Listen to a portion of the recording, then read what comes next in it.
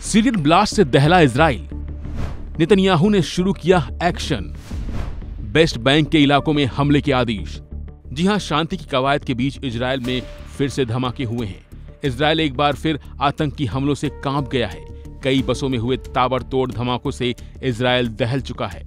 बताया गया है कि गुरुवार शाम इजराइल राजधानी तेल अवीव के पास 3 खाली बसों में धमाके हुए।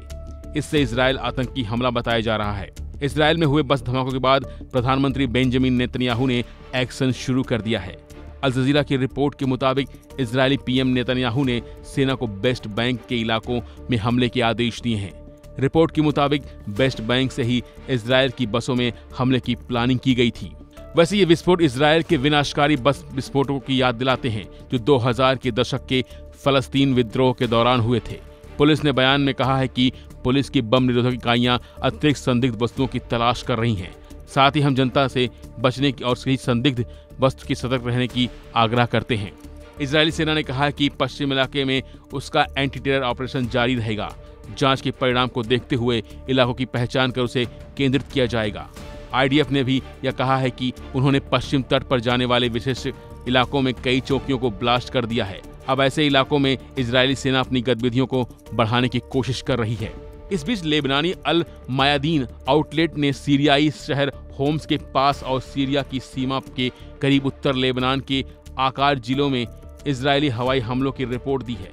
आईडीएफ की तरफ से तत्काल कोई टिप्पणी नहीं की गई है। हालांकि लेबनान में चल रहे युद्ध विराम के बीच आईडीएफ ने हिजबुल्लाह को हथियारों की तस्करी रोकने के लिए भी कई हमले किए गए हैं। वैसे इजराइल में यह आतंकी हमला ऐसे समय में हुआ है जब इजराइल और हमास युद्ध विराम के समझौते पर बातचीत कर आगे बढ़ रहे हैं। दोनों इस कोशिश में जुटे हुए हैं कि किसी तरह से गाजा में चल रहे युद्ध को रोका जा सके, जहां अब तक बंधकों की 7 बार अदला बदली हो चुकी है। युद्ध विराम के पहले चरण के तहत हमास ने अब तक 19 इजरायली बंधकों को रिहा किया है। इसके बदले कई अदला बदली में 1100 से अधिक फलस्तीनी कैदियों को रिहा किया गया है।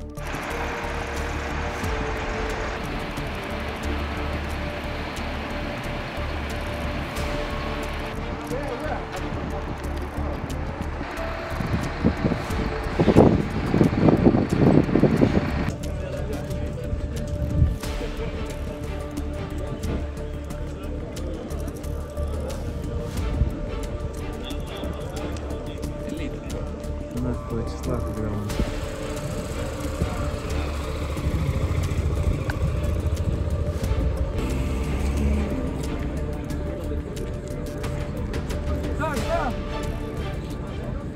फिलहाल के लिए बस इतना ही। बाकी अपडेट के लिए बने रहिए वन इंडिया हिंदी के साथ।